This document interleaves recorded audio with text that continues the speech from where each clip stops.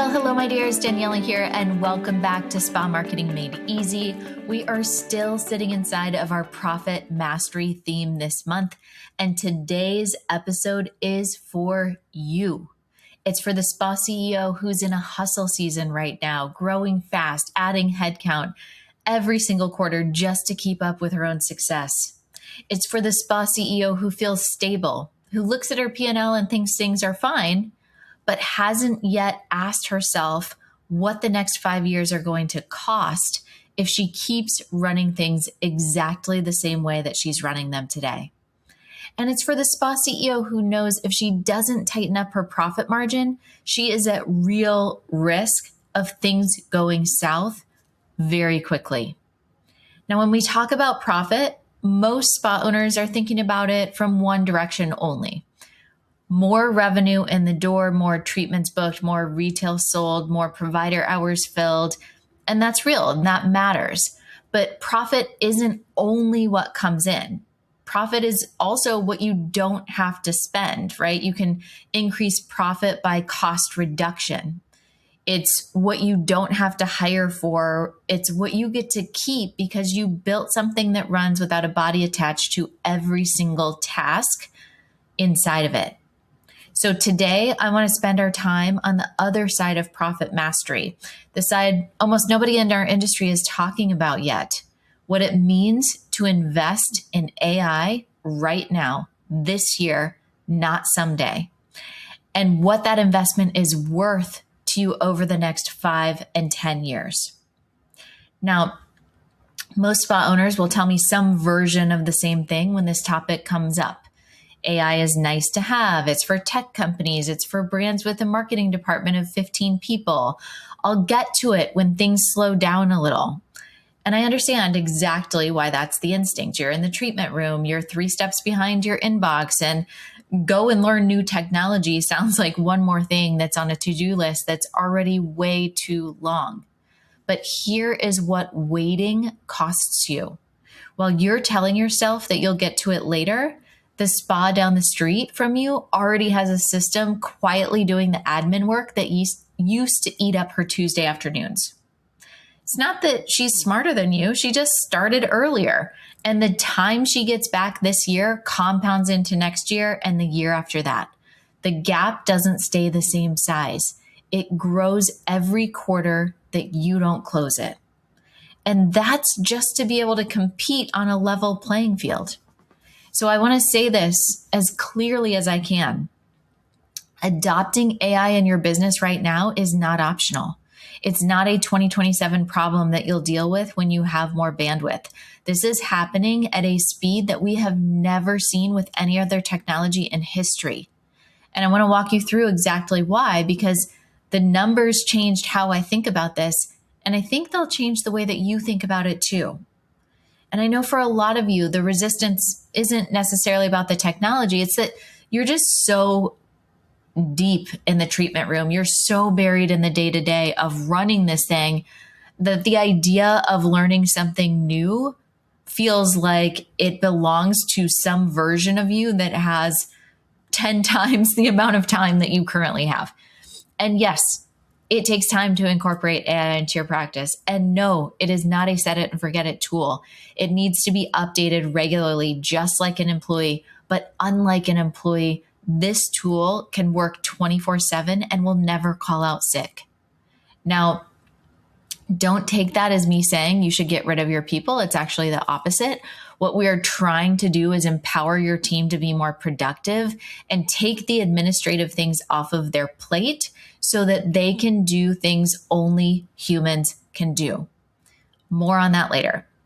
All right, so let's get into this speed, like how quickly we are adopting and integrating with AI.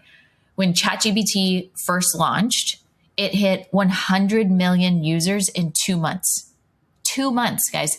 Instagram took 2.5 years to hit that same number. Netflix took over 3 years. There has never been a technology adopted this fast in recorded history. Not the internet, not the smartphone, not the personal computer. And this isn't just people playing with a chatbot on their phone anymore. McKinsey's most recent State of AI research found that 88% of organizations now report regular AI use in at least one part of their business. This is up 78% from the year before. It's not early adopters, that's the majority, and it's moved that fast in 12 months. Now, here's where this gets specific to your P&L. McKinsey also estimates that generative AI could add somewhere between $2.6 and $4.4 trillion a year to the global economy. Trillion with a T. That number is like almost too big to even comprehend. So let's break it down in our industry. Zenoti put out their 2026 Beauty and Wellness Benchmark Report for the med spa industry. And one finding really stood out for me. So med spas that adopted AI booking tools saw 5% sales growth. Med spas that didn't saw 1%. That's the largest technology-driven performance gap of any vertical in their entire data set, not some unrelated sector, our sector.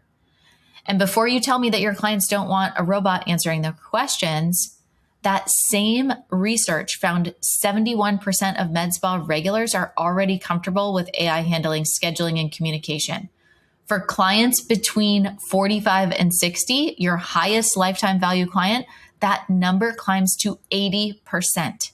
Your clients are ahead of you on this. They've been talking to an AI assistant at their bank, their airline, their pharmacy for years now. They're not waiting on you to catch up. If anything, they expect it. Okay. Now, one more number, because I want this to land in your own operations, not just the industry at large. Bluevine's research on small businesses found that close to half of the businesses using AI right now are at saving at least half a workday every single week. Half a workday every week. Not a vague productivity claim, real hours back in your calendar or on your team's calendar that used to go to something a computer can now do faster and more consistently than a person ever could. Now, this is not a short-term bump either. McKinsey's productivity research found that half of today's work activities could be automated somewhere between 2030 and 2060, with researchers now landing on the middle of that range around 2045, a full decade earlier than what the same researchers were projecting just a few years ago. That timeline keeps moving up. It's not moving out.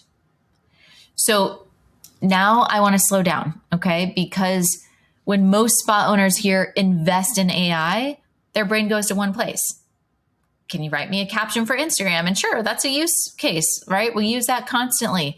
But that is the smallest, least valuable way to think about what is available to you right now.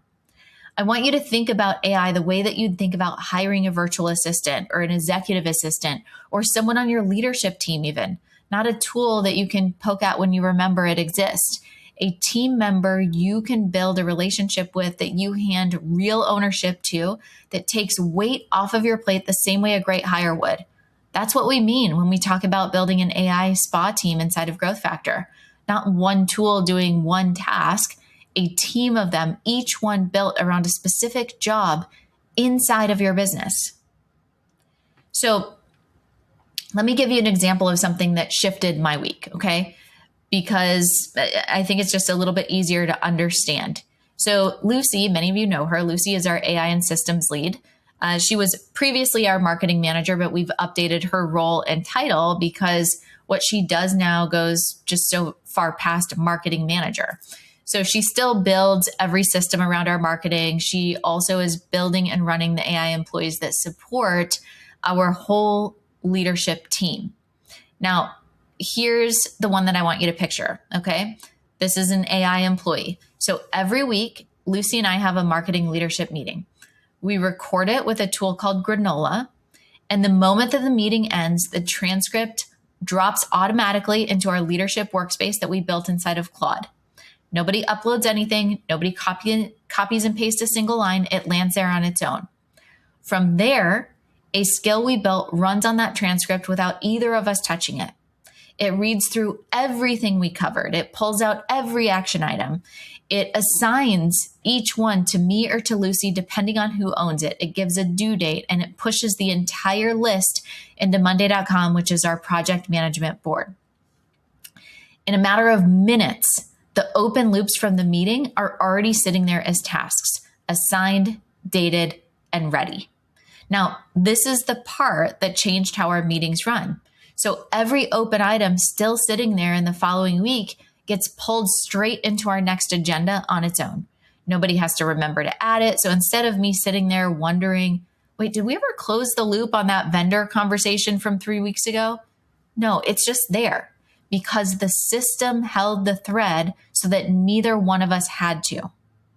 Now, if you've ever left a leadership meeting with that nagging feeling, I know we talked about this before, did anything happen with it? This is the exact gap that closes, right? We're human. We forget things. We have off weeks. Now, Lucy and I aren't spending time after every single meeting turning notes into tasks anymore. That work doesn't exist for us in the way that it used to, and nothing falls through the cracks because the system remembers, not our memory of a conversation from 3 Tuesdays ago, okay? Now, here's another one. And this one is, mine specifically. Every single month, all of our content, our magazine, our podcast scripts, our blog post, our email, it gets built around one theme, right? We're in Profit Mastery right now. So it's not 4 themes, not a different idea for every channel, one theme, and everything spans off of it. That alone kills the blank space page problem before it starts. But then we batch by type instead of by day, right? We do the magazine first, and then we do every podcast script, and then we do every blog post, and then we do every email, because the emails usually reference the podcast or the blog, and they need to go last, right? Claude does the majority of the execution once I've set the direction on the month's theme. I review it, I approve it, I send it back if something's off, and the whole thing, the magazine, the podcast, the blog, the email, including the filming, takes 2, maybe 3 days a month, all right? For a full month of content across 4 channels. Now, I want you to sit with that a second because I know what building content used to feel like before this existed. It felt like a full-time job. It felt like I was drowning at all times with the amount of content that we were creating. Now, if part of you just heard all of that and thought, all right, great, Lucy, great, Daniela, but I'm not technical. I don't know how any of this works. I want you to let that go right now. Neither of those examples required either one of us to write a line of code. What they required was being able to describe a task clearly enough that someone or something could follow it step by step. That's it. That is the entire skill. That's one AI employee doing one job inside of one part of our business. And I want you to see how far this goes because most of the spa owners I've talked to have only seen the smallest slice of what it's actually capable of, okay? There are AI employees built to run new provider onboarding from day one. There's AI employees that sit in your inbox or your text and answer the routine questions before your front desk ever sees them. There are AI employees that walk your providers through your training standards step by step. And there are AI employees you can ask questions to about your own numbers, your retention rate, your average ticket, your provider utilization, the same way that you'd ask a bookkeeper to pull a report. This is not the Jetsons, okay? Every one of those exists right now, and most of them take less time to build than you think. Once you can describe the task clearly enough to write it down. Now, since we're talking about profit specifically, I want you to think about this in terms of hours, all right? Because that's the currency that matters here. So let's say that you're paying your spa manager $25 an hour and you meet on a weekly basis. That's 25 hours a year that she would spend on debriefing meetings if she spends 30 minutes after each meeting, okay? That's $625 in payroll that you would be saving just by having that AI employee that I described that transcribes the meeting and gets it put into place. 25 hours and $625 in payroll. Now, what about onboarding? Let's say conservatively, that you spend 3 full days training and onboarding a new provider. Realistically, it's often much more than that.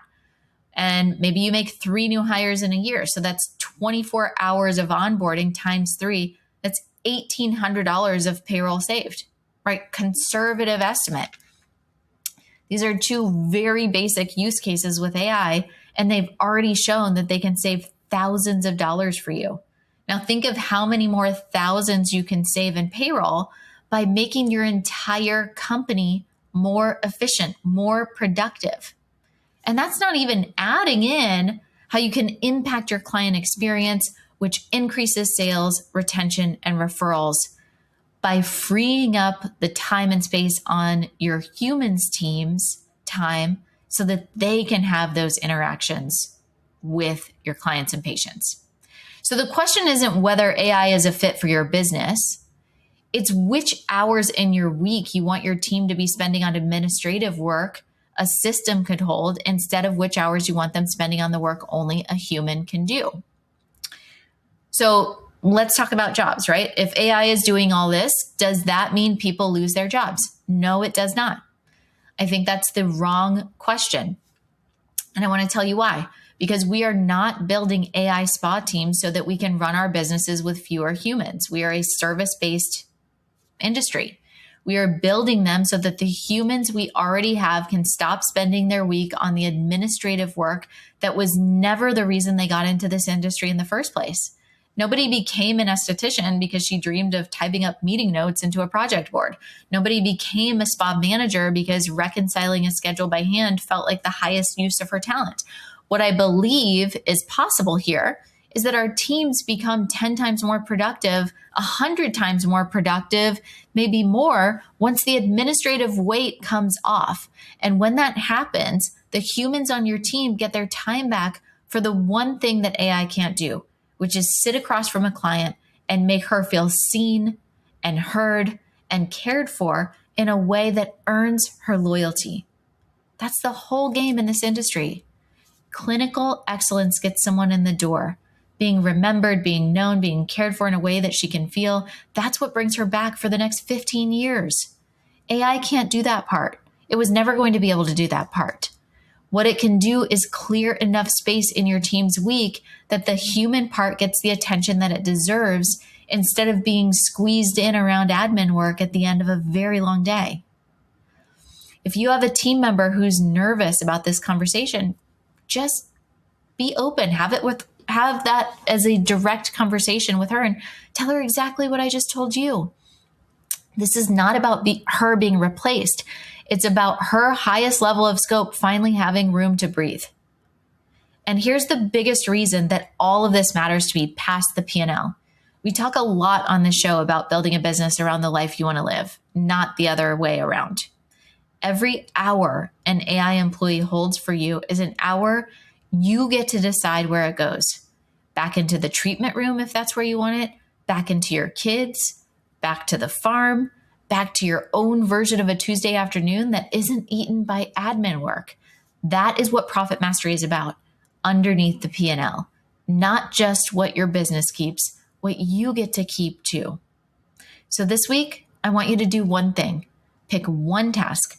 A meeting you always have to debrief afterward, a question your front desk answers 10 times a day, a report you build by hand every single month. Write down exactly what tasks look like from start to finish, the same way I just walk you through what happens inside of our leadership meeting.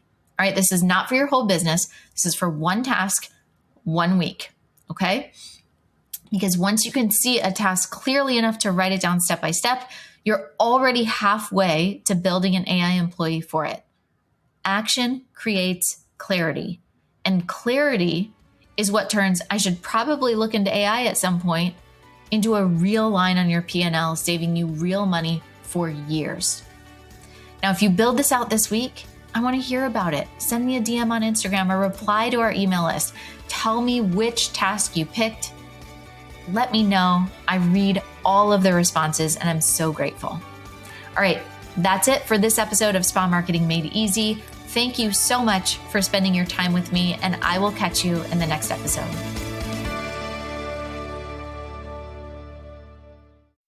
Quick reminder before you leave, if your spa growth still depends on you doing more, it's time for a shift. Watch The System Shift, a free training designed to help spa owners break past that $25,000 to $35,000 month plateau without adding more treatment hours. You'll learn the CEO level systems that help you scale while protecting your time, your values, and your peace. Go to grow.autoaesthetics.com/podcast and watch The Systems Shift. That's grow.autoaesthetics.com/podcast.